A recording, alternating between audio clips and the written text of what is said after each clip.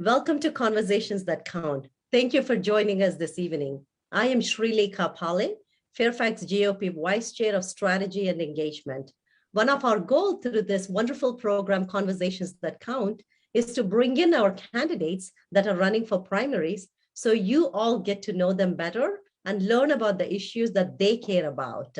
And also for them, it is a great chance for them to learn about the issues that you would like them to focus on. So as these conversations are going, please don't hesitate to put in any questions, and also continue to subscribe to this Fairfax GOP Facebook page and share the video so a lot of folks can hear Joe Babb. As I just mentioned, Joe Babb is one of our congressional candidates that is running for 11th Congressional District, and he is joining us this evening for Conversations That Count. Joe Babb is a retired 20-year career diplomat with the U.S. Department of State. As I was reading about Joe, I was fascinated about his wonderful career. So we will get to hear a lot about that today. Joe served 4 tours overseas in political and economic positions at the U.S. embassies in Mexico, Spain, and Latvia, and also the U.S. consulate in Adana, Turkey. Domestically, Joe served in the State Department's Economic Bureau, working on international trade negotiations, namely the renegotiation of NAFTA, now the US-Mexico-Canada agreement, and free trade talks with the European Union and the United Kingdom. He was also an accredited delegate to the World Trade Organization and the Organization for Economic Cooperation and Development. Prior to this phenomenal diplomatic career, he was a wildlife biologist. We'll get to know more about that as well, and worked 8 years with the County of San Diego, reviewing the environmental impacts of proposed development and creating computer mapping and habitat models for the region's multiple species conservation program. I'm always thrilled when our Republican candidates have environmental background. Joe, you had a phenomenal career in significant roles. I welcome you to this program. So thank you. Congressman Jerry Connolly is serving his 7th term in the U.S. House of Representatives from the Virginia's 11th Congressional District. Prior to his election, Joe, to Congress, he was part of Fairfax County Board of Supervisors. You are not a career politician. You've had a wonderful diplomatic career. In fact, you were an environmental scientist, if I may use that word. And so I'm sure you do realize right now you're running against a career politician. So what motivated you to run? I got motivated because the way the Foreign Service works, I entered through the big Foreign Service exam. 10,000 people take a test, written test like an SAT, then they take out a portion. Then you do some all-day testing in person with group tests, individual. So 300 of us made it, so 3% acceptance rate. I entered in 1999. You will learn a language in the State Department, then they send you out to an embassy, consulate overseas. You come back 2-3 years later, you learn another language, go to another country. So you're kind of overseas, then back and forth. Each time I came back to the US, I could just see the level of political discord going down and down. People don't talk politics. So they don't talk about it freely. They don't talk about issues. It's very personal, very tribalized. You learn that you have to hate the other side, and then nothing gets done. I grew up in an era where we had Ronald Reagan. We had not only wins, but 49 out of 50 state wins, 12 years straight of Republican presidents. So much so, winning so much, we changed the Democratic Party. We pulled them to the center from the left wing that they had done. Nowadays, people just see gridlock and they don't know any different. So I wanted to get involved because I know that we had a better past.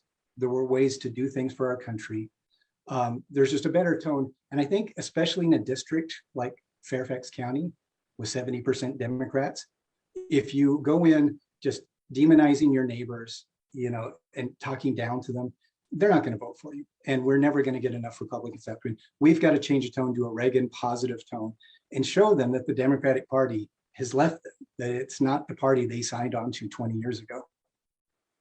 No, Joe, I think you're absolutely right. I mean, there is really no reason for us to run policy works in a gridlock situation.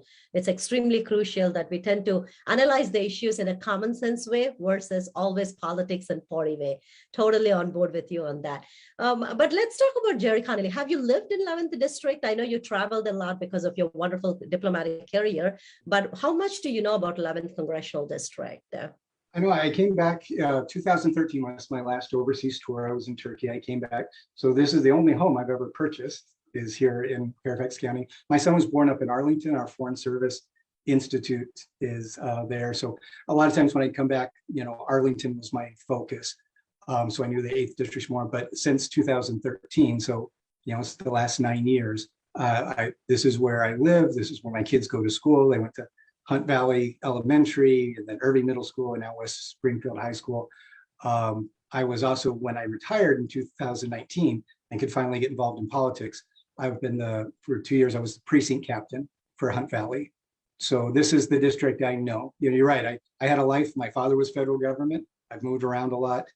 I've been overseas, 4 times, but this is the district that is my home.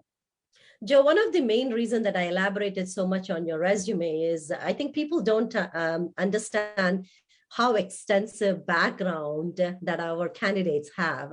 You draw in so much of experience, of foreign policy experience, and as a Congress, as an elected Congress, if you're an elected Congress, it's not only important that you know your area very well since you lived here, but also you also know the party workings, right? You being precinct captain for a couple of years shows that you're dedicated to the party policies and party principles. That's very important, and people need to differentiate that. I value that very much when people truly take the time to actually work in the party, try to understand what you can do to improve the party, and you've done all of that. I think that's very impressive, and I want to highlight that to our viewers. Also, Joe, 11th congressional district was just redistricted. In fact, I was in 10th and I moved to 11th. Folks are still trying to figure out if they're indeed in 11th congressional district or they have moved around. Can you just explain very briefly on the boundaries of 11th congressional district so viewers can get a better idea? It starts over in the corner around Centerville. Then it goes up diagonally through past the Dulles Airport, all the way up through Herndon to the border, of Maryland. So the Potomac border comes down, and then basically the eastern border is 495. It deviates just a little when you get down here to Springfield, because it takes in a cross on the east side of 495. It does Franconia and some of the portion. But then it goes down to the Occoquan and comes across. The one thing I think what we had, if I remember right in the maps, is we lost Clifton. We lost the areas south of the Occoquan, and then also Clifton. There's the 10th has this little jut into the 11th, so we don't get Clifton. I think you're absolutely right. There were quite a few precincts in Clifton. I think about 5 or 6 went into 10th district. Thanks for clarifying that, because I think the first question I get to hear from a common person is like, hey, I hear you're very active in Fairfax GOP. Where do I live right now? I mean, what district do I belong to? So it's always nice to get clarification. Joe, as you know, I'm an immigrant. I'm very focused on demographics, right? And also I'm a very data-driven person. So I tend to kind of analyze where people are and what kind of demographics we live in. So it's my understanding 11th congressional district, and you can correct my numbers if I'm not totally there. We have a population of about 800,000 people, out of which 600,000 people are Asians, Blacks, or African Americans, and Hispanics for that matter. Although these groups are minority in a bigger American country perspective, when you combine all these demographics, they're the majority in 11th congressional district. So from outreach perspective, Joe, what are you doing as part of outreach to these communities so they understand about your fabulous background and your intent to run? The main thing is I've just been reaching out to everyone I can. It's because of how I view the district, that I'm not just looking for Republican votes, that I just don't think there's enough there, that I'm looking for independents and the middle of the road Democrats. So I've just been doing the broad brush. So I've been going out trying to talk to civic groups. I've talked to, there's a Latino Republican group that I've spoken to. They were supposed to be doing some Zoom calls like this, and I'm still waiting for their Zoom calls, but I've talked to their representatives. Also reaching out to different, churches. Been hitting the ground. I just talked to a gentleman who's a business owner who's Turkish. Luckily, I'm forgetting my Turkish I learned when I was in Turkey, but I was able to talk to him and his daughter in Turkish and got them excited about my campaign. And he says he's going to host something for me and my wife to come over at his house. He was just leaving actually with a suitcase when I got to his door and leaving for Turkey. So I'm trying to hit everyone. It's I'm new to politics. So, the one thing I do hit, and I fully admit, is the name recognition. I think all of us, other than Magna who ran, Manga who ran last time, is, we lack name recognition, but we have to get out there and try to get everyone. And I'm trying to let them know that I'm trying to be a Republican that they could feel safe to vote for, that I'm a Reagan right-wing guy. That's the center of my party. So I think if you look at my website, every Republican will know, everybody knows what Reagan stood for. That's what I am. But I'm trying to reach the people that may also remember that, or explain to them that we used to have a time when millions of independents and Democrats felt comfortable switching over. And I think to do that, you have to talk about all the themes that they care about, not just the themes traditional Republicans care about, but also themes they care about. So I don't have, I'm not trying to like slice and dice each group. I'm just trying to reach out to everybody I can with the resources I have. Yeah, Joe, I think that's a good idea too. But as you go along, I would request you to kind of look out for these communities, because most of these communities are very conservative by nature. I can speak for myself as an immigrant. Yeah. Pro-life, we love faith, we love our families. Sometimes I think it's just a matter of Republicans not reaching out to us, whereas the Democrats reaching out to us. And I think that's why I believe in outreach. And I always say maintaining those purposeful, meaningful relationships so we all can benefit and thrive from those relationships. So Joe, the most urgent at this point from our issues perspective of our nation's problem is our ballooning national debt. For me, I think with your experience, you're the right person to not only talk about this, but also solve. So our $30 trillion debt is not only fueling resurgent inflation now, but by 2050, which means our kids and grandkids, a full 45% of government revenue will solely be going to pay the interest of the national debt. So endless deficit spending fuels inflation, which is currently happening. It's inefficient programs and is also quickly endangering our common economic future.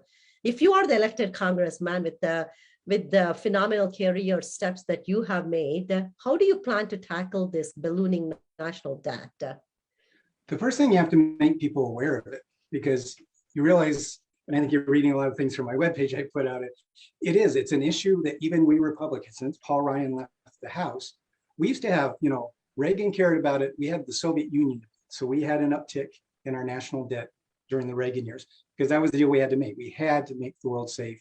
And it ended up being a great cost savings. And that's where the surpluses of the Clinton administration came from, is we killed the Soviet Union. And so we were able to take all that money, going from 5% of our GDP spending on defense down to 2%. And it's only 16% of our federal budget now. So we had money for other things.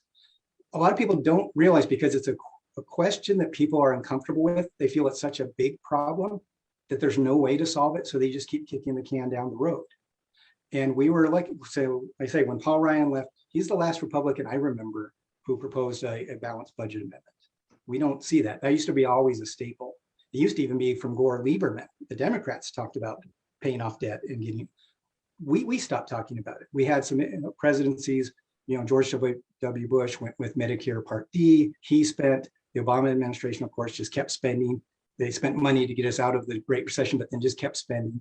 And even our last administration, President Trump, the spending didn't stop.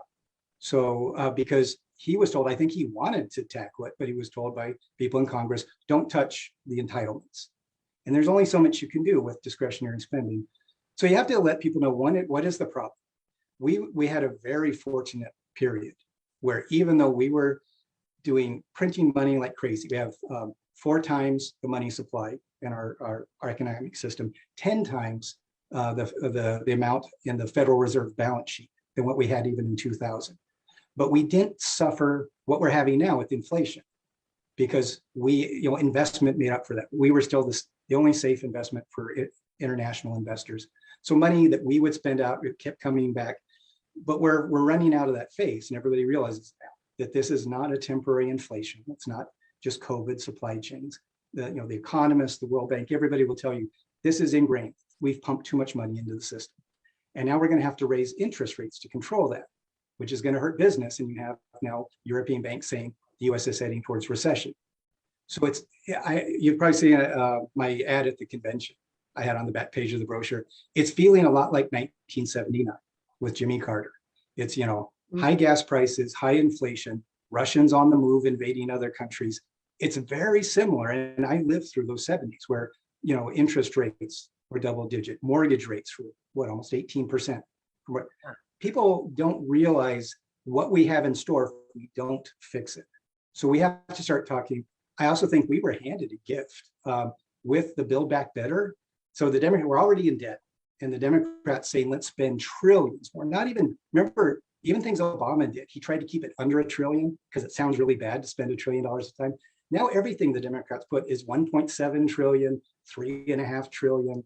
It's just made up figure. It's outrageous. But we had, remember, 12 moderate Democrats held up the Build Back Better, told Nancy Pelosi, we're not going to vote on it till the Congressional Budget Office scores it. And we want to know what it does to the national debt. Those are people as Republicans we can work with because it's such a slim majority for the Democrats. Here's people saying we care more about the country and our national debt than we do about Nancy Pelosi's agenda. And then on the Senate side, we have Joe Manchin and Kyrsten Sinema. So we not only have all 50 of our US senators holding strong, but we have 2 Democrats saying, yeah, we're not going to spend $3.5 trillion. We can't.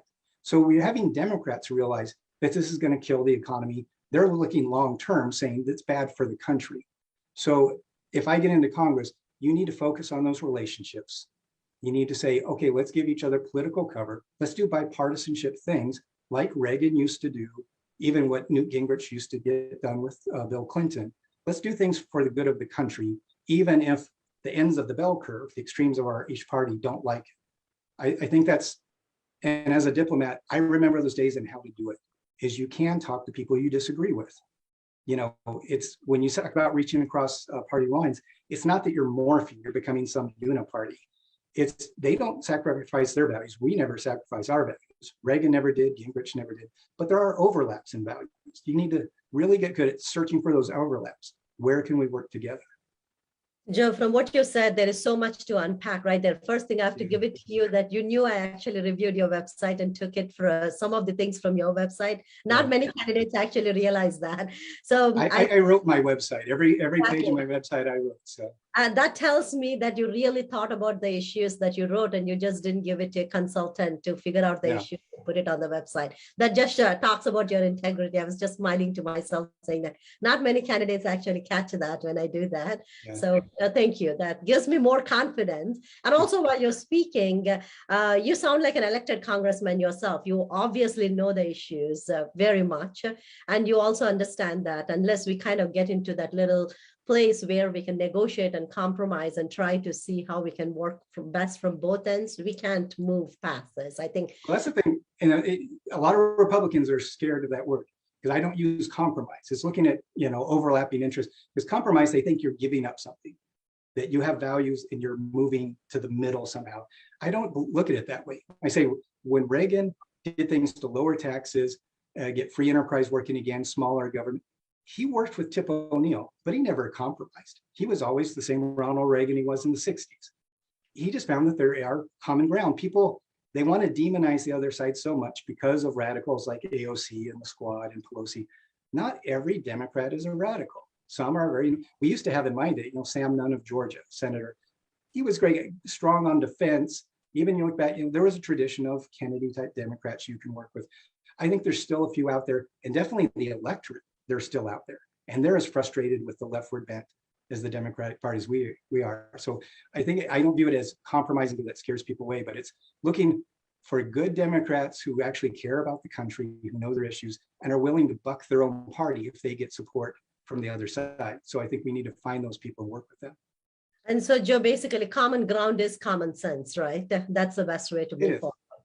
So, Joe, I know you also mentioned about zero-based budget in your website, and recently we've had tax hikes, proposed tax hikes in Fairfax County. In fact, in the Board of Supervisors meeting on behalf of GOP, I'll be speaking about against these tax hikes, thanks to Pat Herity for kind of keeping us all in the loop, our Supervisor Herity.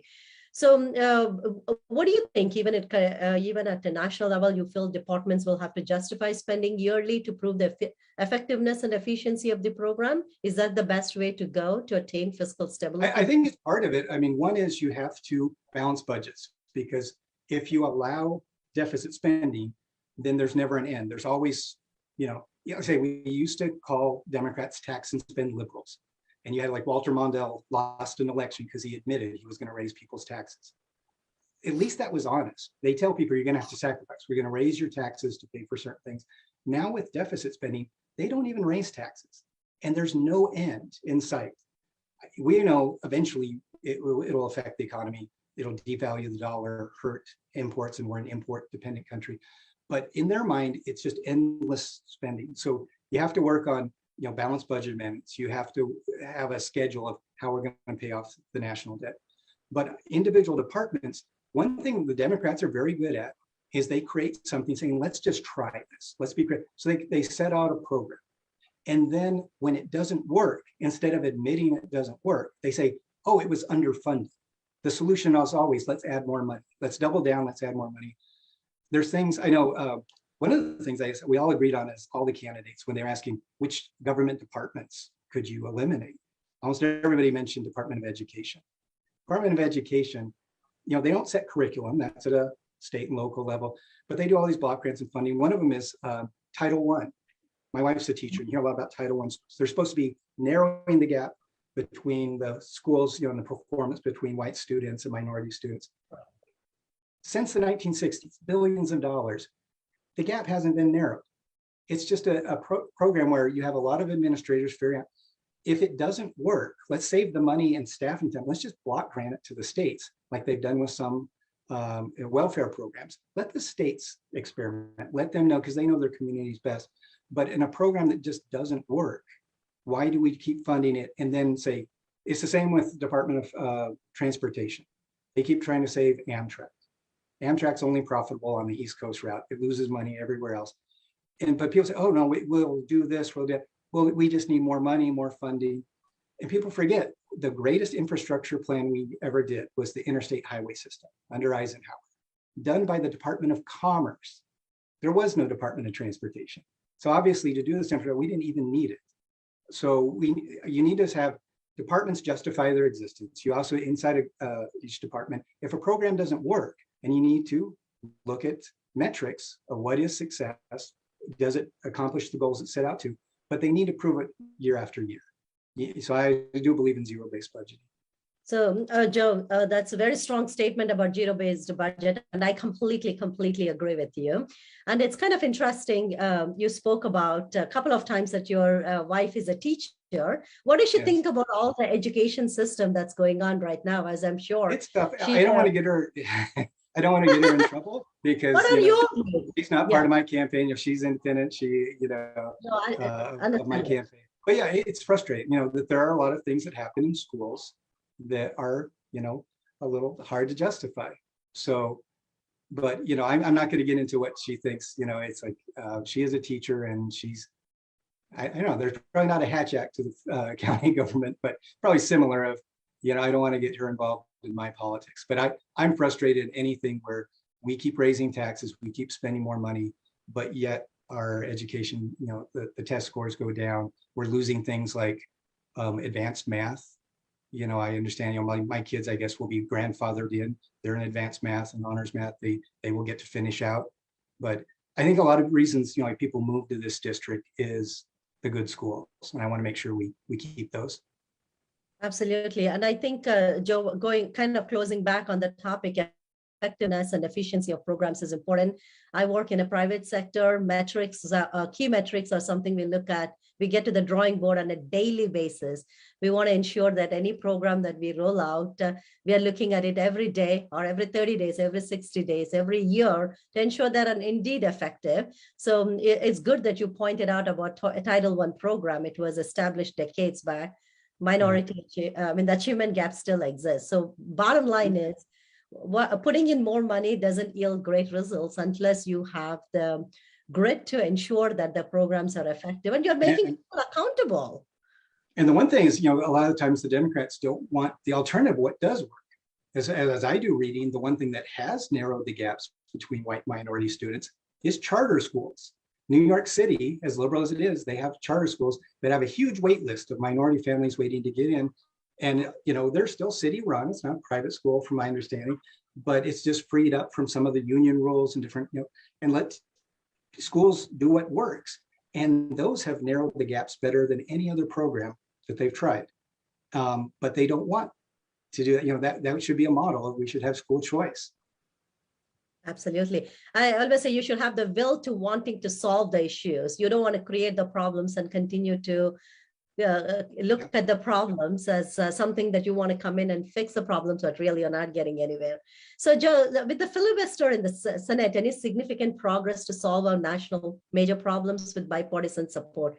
I mean, I think you mentioned this on your website too. Cramming change down the throats of opponents does not work. It doesn't work in our own families, or you can do that through executive orders or budget reconciliation. Yeah. So what do you think if you're the elected congressman? I know you spoke a lot about common ground, trying to reach out to those Democrats, but how do you really hope to accomplish? And do you think, what about, can you comment on our Governor Youngkin's executive orders that are going on right now? What do you think of that initiative? Well, the frustrating, one is, people are using that route. It's unfortunate. I don't believe in it, but that's how governance gets done now, is whether a chief executive, whether it's Governor Youngkin or a president, the first thing they do right now is they go in and they sign all these executive orders. It used to be things, to create new programs. Now, the first thing they do is they wipe out the programs of their predecessor.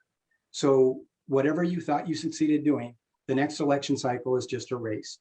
And then if we get in, we'll erase theirs, they'll erase ours.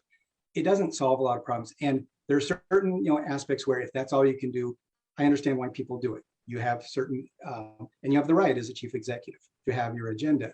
But the better way would be to work with the legislature and put it into law, put it into, law on both the federal and state level. The one thing is I would love, and it's, the election cycles didn't concur. I wish we would have had, where we could have gotten the state Senate back the same time that we got the House of Delegates back. And then we could have had a Republican, consensus, or even if we had workable state senators in Virginia, so we could get some of these things done. Because now you have the House of Delegates, you can pass things, and it just dies, in that Senate. Same thing we have now. We've had a couple of cycles of the House of Representatives where they spend time on things that are very symbolic, and they do it to vote, it rallies up their base. So I know the Democrats just did some things, with the John Lewis, Civil Rights Act, voting right equality amendment, marijuana legalization, and they vote on it knowing it's not going to get past the Senate. It's going to die with the filibuster. And it's a good thing about, the filibuster. I think some things that are major changes to the country, I do like the filibuster, and I want to keep it there because you need broader consensus than just 50% plus one.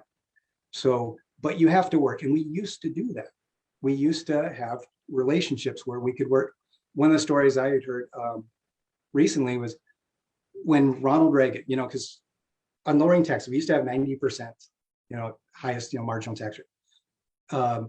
President Kennedy was the first to come and say, that kills incentives in business. He lowered it. That was tough in his own party to do, but he got Republican support. We lowered it. When Reagan came in, he lowered it again. But the second, remember, he had a second tax cut that went down to two rates, 28% and 15%.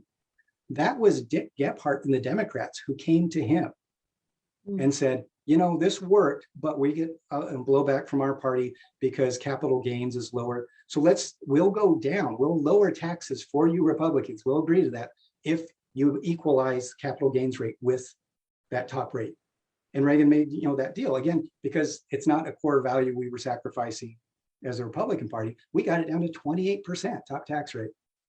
You can make those deals, but you need to get past the filibuster. We also have, for the next 2 years, whoever wins from the 11th district, we're going to have Joe Biden, or whatever else happens with Joe Biden's health.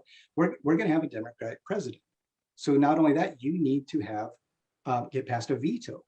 So even if you were to get Joe Manchin, Kyrsten Sinema on board with something you do in the House, it's probably going to get vetoed by the White House and come back. And I was looking at the history. We have not had a filibuster-proof Senate since the 1920s. Wow. It happens every once in a while for the Democrats. They had it, through, the last part of Roosevelt. Lyndon Johnson had it. All these entitlements, got through because he had veto-proof. And then Obamacare got through because they had veto-proof or filibuster-proof Senate. It just doesn't happen for Republicans, just the way the country's set up. It's been since the 1920s. So Wow. we have to learn how to deal with a filibuster and be able to find workable terms, common areas of agreement to try to get things through. And that makes it much harder for a president, even Joe Biden, to veto something that even a good group of his base supports. And I think they're also looking at future elections, that if they keep vetoing, even Bill Clinton did that with welfare reform. He vetoed it, I think, 2 or 3 times. But Newt Gingrich, they kept up, and they got a good working coalition in the Senate and the House, and they forced it. So finally, Clinton was forced to sign it. Wow. Wow. This is a history lesson to me too. So I'm It kind is. of learning a couple of things here and there. So good, good. I'm sure our viewers are enjoying this conversation, especially if our viewers are Reaganites, they would truly enjoy this I conversation. hope they like history. And that's just one thing in my campaign. Because it's been so long since we've done that, the latest generation or two does not remember how it used to be. They don't remember how you got things done. They just think that all you have to do is, fight, get in the face of the other party.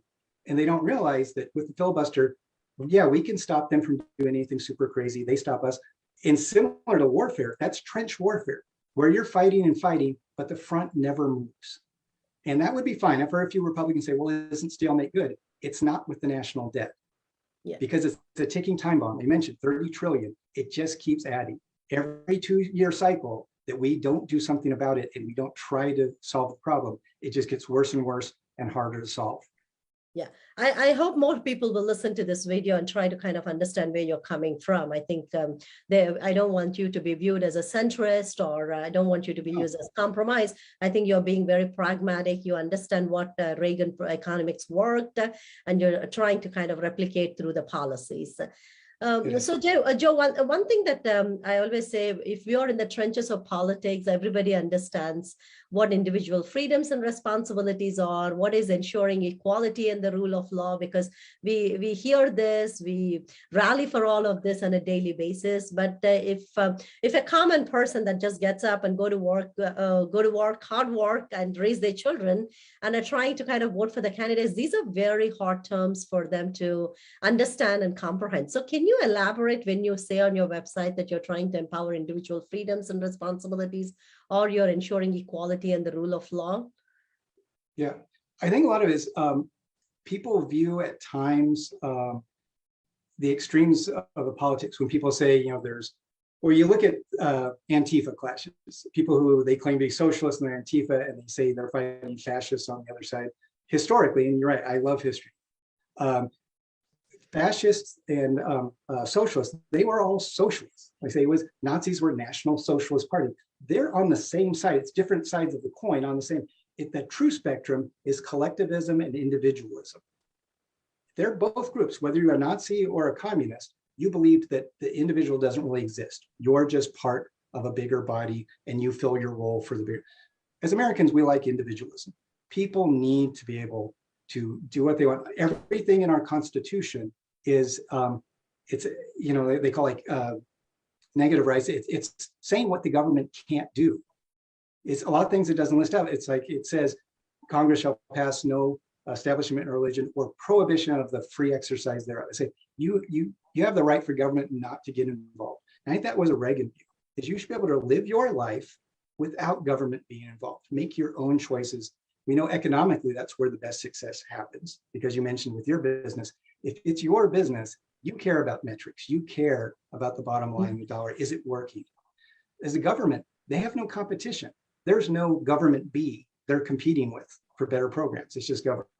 So you have to, on equal rights, I really believe what our school board and board of supervisors so focused with the One Fairfax and the equity movement, it's not equality anymore. It sounds like to me, they've given up on equality. That's too frustrating. They can't figure out the causes that, like I say, even with Title I, billions of dollars over 40 years, they can't figure out why some communities have lower test scores than others. So their response is, let's just get rid of the metric. So if it's SAT scores, let's just get rid of SAT scores. We won't see the difference. If it's entry rates into Thomas Jefferson, let's just get rid of that. Let's make it be the outcome we want. It doesn't do anything to solve the problem. It just covers it up. You've just covered up the metric. It's, you know, SATs is not a racist test. It's just an indicator. And I think, you know, as Republicans, what we shouldn't do is fall into the thing where we just don't care that there's differences. We should care because it hurts our economy. If Black and brown kids aren't performing the same, we should care about finding out why. And we should, if it's a problem with, you know, teachers unions and work rules, if it's the quality of the actual school, if there's dripping water and kids can't concentrate, you know, we should care as Republicans still. But you don't just take away the metrics and cover it up because you didn't solve the problem. It just makes people feel good. So that's, you know, individual quality is important, individual rights. You know, government should do certain things enumerated by the Constitution. And we can agree, you know, nobody has a problem saying, you know, we want a common defense, we want roads. I always like to term it, there's no such thing as government money. It's just your neighbor's money. So term every spending bill in that term. So when you say, should my neighbors help me pay for defense? Yeah, they should. Should my neighbors help me pay for roads? Sure. But then should my neighbors pay off my kid's student loan? No, they didn't make that decision. Nobody said you had to go to a private, you know, liberal arts school and get a French literature degree and now you can't get a job. That was your kid's choice and your family's choice. Your neighbor shouldn't pay for that. So I think that the Democrats have that very collectivist thing. Well, we'll just all pay for each other's problems. There's some things as Republicans we're not opposed to paying for with our neighbors, but other things that need to be individual.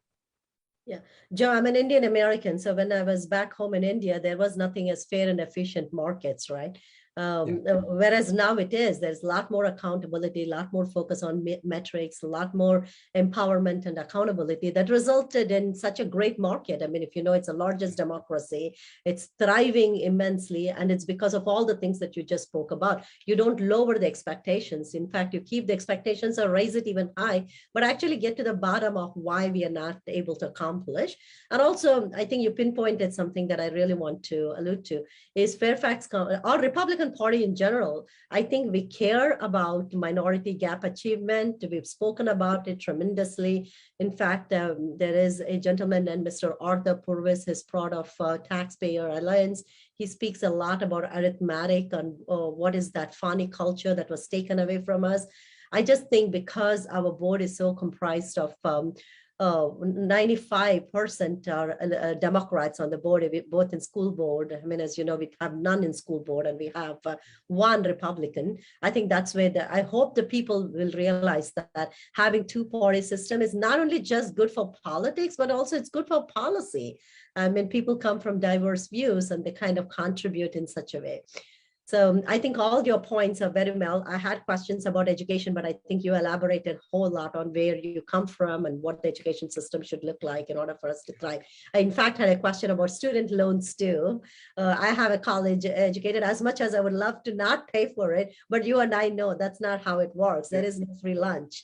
Maybe we can address those things. I know Democrats say, well, there's all this debt. Well, one is, I'm not against eventually, if you know, there's some program to help people pay for school, like they say, you know, they wanted to increase where community college. So instead of paying for 12 years of school for free, we add on an extra 2.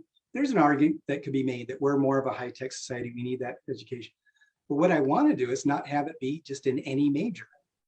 You know, the idea that you can go to college and the community will pay, you can't be a mythology major. You can't be, I say, French literature. It has to have a benefit. If it's going to use public money from your neighbors, they have to get a benefit. They get a benefit if you become, you know, chemical engineer, electrical engineer, you know, something high tech. They will, through your business you create, through your taxes. You can make that argument, maybe. You know, I'm not saying I'm in favor of it now, but that's discussions we could have with Democrats of how much, because there's, you know, we didn't used to mandate 12 years of education. Whether it's 12 or 14, we can have that argument. But if you're going to start getting into free this and free that, there's got to be a benefit coming back. So people, if you really care about French literature, that's your personal choice, because you have to know there's not a job market for it. And so we, you know, people just need to know that there's things like that we can do. Again, on schools, yeah, we definitely should care. What if people aren't performing? What is it? But we have to be able to look and study it and then accept. I know the Democrats, a lot of their worldview is shaped by basically Marxist beliefs, and not every Democrat's a Marxist, but there's some basic that they always want to blame the system. the system's bad. So if it's crime, the system made somebody steal. If, education, they're not achieving. They never want to blame, culture or family or even individual effort, because that's too hard and they feel like, oh, that's blaming the victim. But that's part of success, right? Even a lot of it, and they don't like to hear this in business, some of it is just luck, right? Depending on, you just happen to sell strawberry ice cream the year everybody went back to liking strawberry ice cream more. You couldn't plan that out. Some businesses are just like that, but most of it is hard work and effort. Even the one thing Democrats have always said, that too much money and wealth, it's just inherited and it's old money. But it's not true. When you look at the Forbes, the list of most wealthy people, it's up to 70% self-made millionaires and billionaires.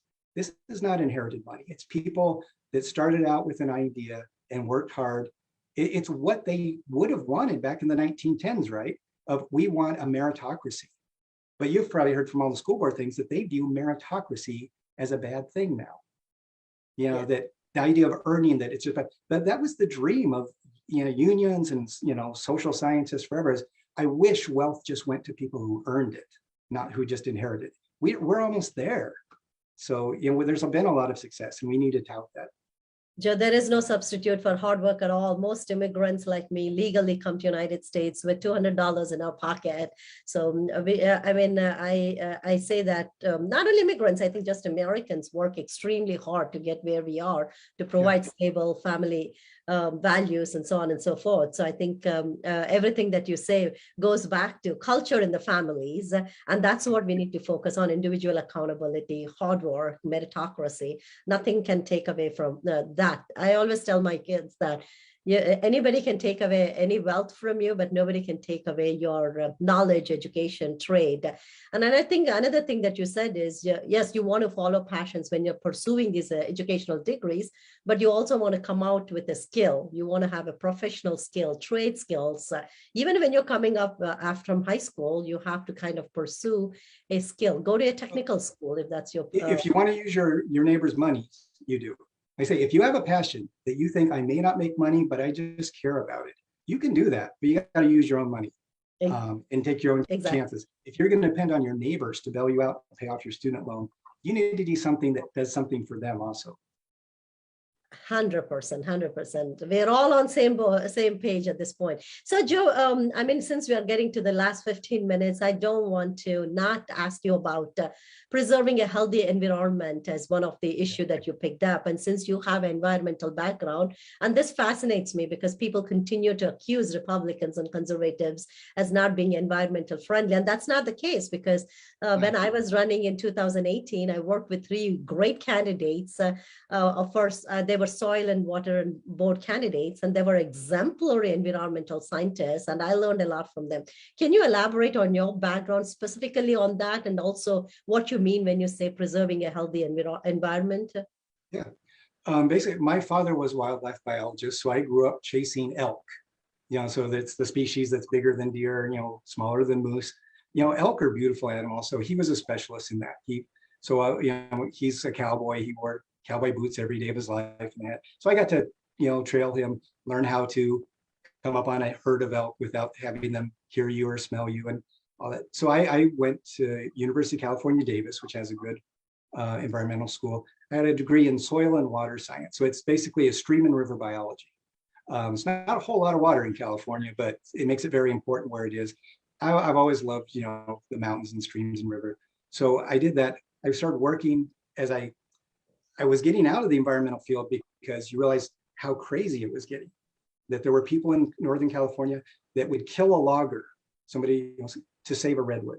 And their justification was, well, that logger will kill thousands of trees and he's just one. So it's thousands of souls versus one soul. So they justified murder, sabotaging equipment, chainsaws to save it. I couldn't deal with that. So I actually went down to San Diego to get my master's in business administration. I got pulled in, there's that mini recession, 91.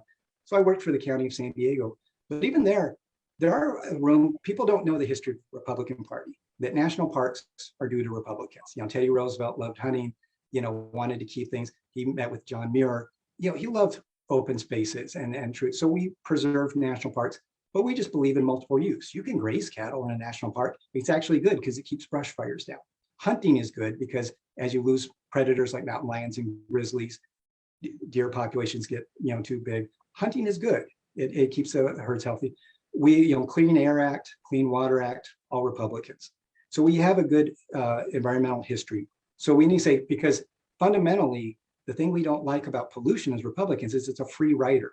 So if you have a factory and instead of disposing with toxic waste, you just dump it in a river and it goes downstream to your neighbors, you're a free rider on the system. You should take your business and treat your own waste and deal with it. So we don't like free riders. What we don't want is things where it's government overreach, things that don't make sense. Like right now, we have good laws on wetlands. Wetlands are very important.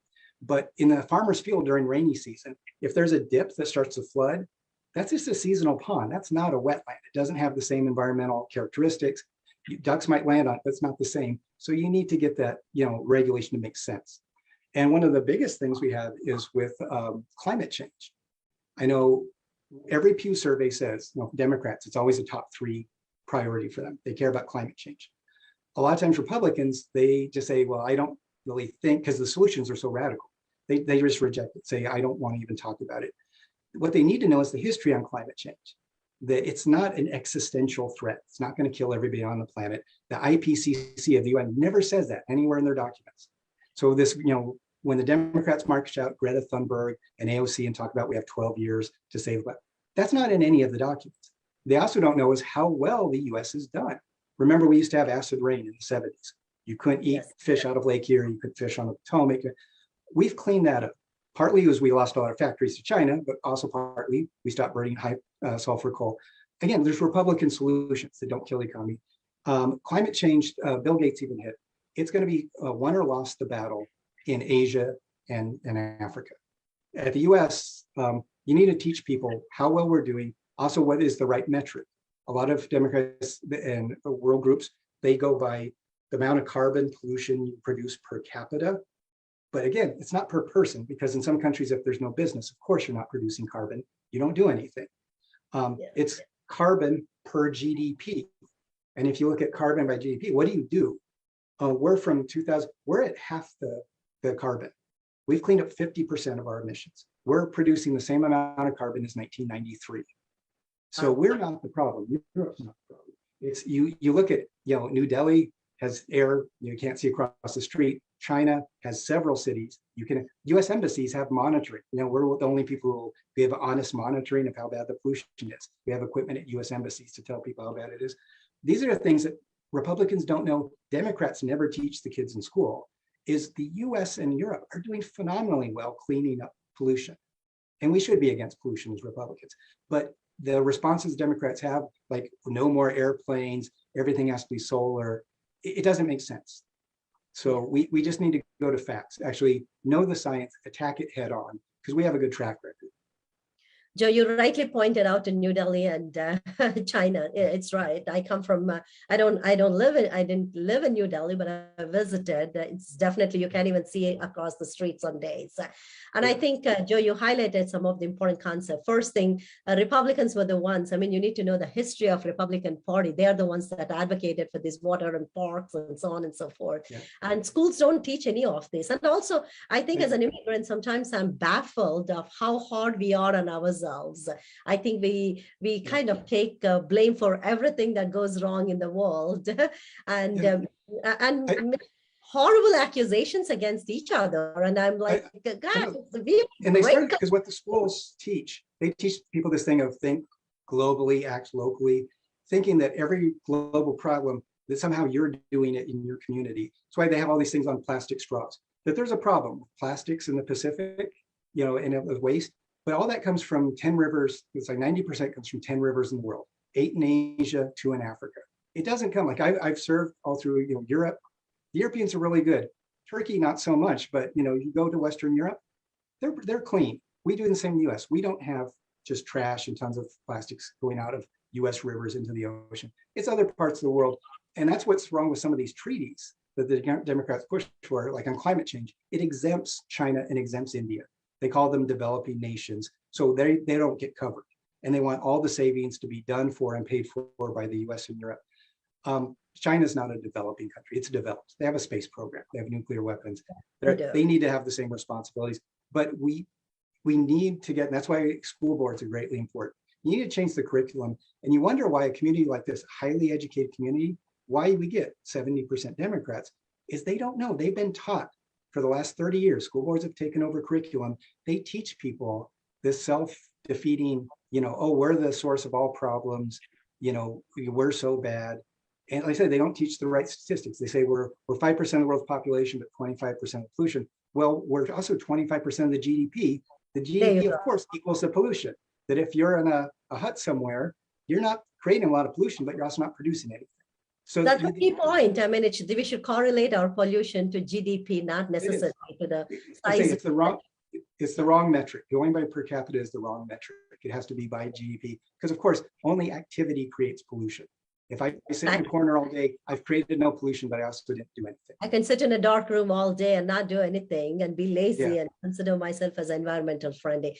Joe, I mean, I really want this to work out for you. If it doesn't work out for any reason, not good, I would want you to be an educator. Get out there and educate. I think you'll make such a huge difference, not only in these communities, but also in the country, just being a historian and an educator on all the issues.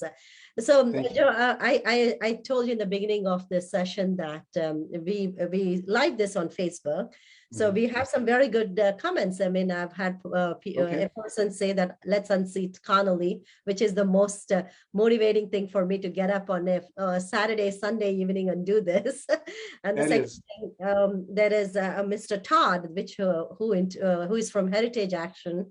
And who was interviewed here in Conversations That Count, saying that we certainly should end failure being rewarded. I think he was responding to your meritocracy question. He's a very, very well-learned man. So coming from him means a lot. We definitely have to teach the kids to stop, I guess, envying or demonizing people with wealth. Like I say, it goes back to how they get it. If somebody, 1870s, there's a lot of people who got wealthy, doing bad things. Yeah, you can say, oh, that's a bad way. But if somebody does something good and helps their community, but gets very wealthy, we should tell you that's a role model. We shouldn't be teaching kids that somehow, oh, they don't pay their fair share of taxes. And you probably know all this, that's one of the biggest myths of the Democratic Party, that wealthy people don't pay their fair share of taxes. They're about the only people who are paying taxes. That it's now, I guess with COVID relief payments, 53% of the US population is now a net recipient. They don't pay federal income taxes. Wow. Yeah, I say that there should be some incentive for them to kind of get up and build businesses. We can't take away that incentive and not motivate them further. So, Joe, with all this wonderful conversation, I'm wondering, what is your strategy for winning primaries? I know we have some phenomenal candidates out there. It is, and I'm happy, and we've all said we'll support whoever wins out of the five of us. We'll support, because that is the biggest thing. Is Jerry Connolly has been retired in place forever. He doesn't do anything. He used to run as a fiscal conservative, so moderate. He was for pay-go, the thing pay as you go, that if you had new government spending, you had to come up with the revenue to pay for it. He doesn't care anymore. Said there was the 12 moderate Democrats who held up Build Back Better. He wasn't one of those 12. We have two other Democrats in Virginia, Ms. Bamberger and Ms. Luria, who are a part of the Problem Solvers Caucus. It's a group in the House that works with each party. They have equal members of each party. How do we move the country forward? He's not one of them. So we got to do it. My message is a little tougher because I know everybody who's running probably talk to consultants who say, oh, the way to win is you tack very far right and go very conservative for the primary, and then you can tack back in the middle for the general. And I won't do that. I'm going to be honest, because the only credible way I can reach the people who are leery and distrustful of Republicans still, independents and Democrats, is I'm giving the same message all the way through. So I'm going to give my positive Reagan message. I'm not going to, use, I'm not going to, exaggerate. I'm not going to do just code words. I'm going to say basic policies, what are basic traditional Reagan conservative values, and try to explain how it works. And I'm going to give it to both sides. And I don't know if it'll work, frankly. It's a tough message to give, but I believe in it. So I had one consultant who had decided not to work with me, but he said, you'll go down as the one honest Republican. But he didn't think it was going to work, so he decided not to work with me. I would rather have that. I would rather be honest and say, I'm going to give the same message through the primary, same I'm going to give in the general election. Hopefully that consultant will regret once you're I elected. hope he does. I hope he'll come back crawling, wanting my business later. I mean, you never penalize authentic and real people, right? Yeah, you have to be on, because I also feel people can see that. Yeah. I mean, and also with social media, with videotape, your statements last forever. So if you go and say some things that your Democratic, neighbors, like across the street from me right now, I can see out my window, there's a house, my neighbor, he's a Democrat, military guy. He's a good guy, but he votes him, but he's supporting my campaign, I think. Yeah, at least I think I've got them on board. I don't want to say something in the primaries that would make him, get upset at me and say, I can't believe you lumped me in with all these people and called me that. Just like when Hillary said, all Republicans are deplorables. Didn't make me want to vote for her at all. Absolutely. And Joe, I mean, this has been a wonderful conversation. I wholeheartedly wish you will get into primaries. But again, I agree that all are strong candidates. I always say let the best person win. So we are in the final minute of our conversation. So please let our viewers know if I missed asking you any crucial points. I mean, you can talk about your website if you're looking for donations or if you're looking for volunteers, or how do they vote in for your primaries? Always looking for both donations and vouchers, like any politician. There's never enough. I can always use more. So babbforcongress.com is my website. It has all my policies there. It has the button to donate. It has a button to send your email in if you want to get involved. I'll always take any support I can. Thank you, Joe. I appreciate this conversation very much. In fact, I think I learned a little more about history, especially Reagan time history, than what I started off with. And that's the beauty of these conversations. And I'm sure viewers heard you as an intelligent, articulate, I don't want to use as compromising, but also common sense candidate that really, really understands the principles behind it. The guy wants to get things done. Things done. There you go. Thank you for joining us. This was, again, as I said, this is a wonderful conversation, and I wish you the very best in primaries. If you are the chosen candidate, hope you come back so we can deep dive into many issues that are plaguing our 11th congressional district. I think I was able to get to all the issues that you care about and what community is going through, but I would really like the candidate that gets past the primary to kind of focus on exactly what 11th congressional district needs to see the changes and so on and so forth. Yes. So I thank you for Thank you for having me. This has been enjoyable, and I thank you for doing this. Thank you. So viewers, this was Joe Babb for Congressional District number 11. So primaries are coming up in May. Joe, would you mind reminding the date? I think it's May 7th. May 7th at Fair Lakes, University of North America from 9 to 4. Excellent. Thank you. So next week on Conversations That Count, we are going to have Kenny Sue. For those of you that heard about Kenny Sue, he is the president of Race Blind Advocacy Group, Colorers United. The author of the book is An Inconvenient Minority. He's going to speak a whole lot about meritocracy. He's also going to talk about our recent TJ Coalition link that is actually now in Supreme Court. So he also runs a podcast that deeply investigates race, identity, and culture. I think it's the right timing for him to pop up on our screen and talk about those. We're also going to have another 11th Congressional District candidate, Manga Anantatmula. So she'll be here as well next weekend. So I hope you all will continue to support our candidates, listen to their videos, share those videos widely so they get the name recognition they deserve. I mean, Joe, I think talked about name recognition. I think that's what makes a huge difference. And the only way you can help that is by subscribing to this videos and also sharing them. Thank you so much. God bless Joe. God bless all the candidates, and God bless you all. Thank you. Have a wonderful evening.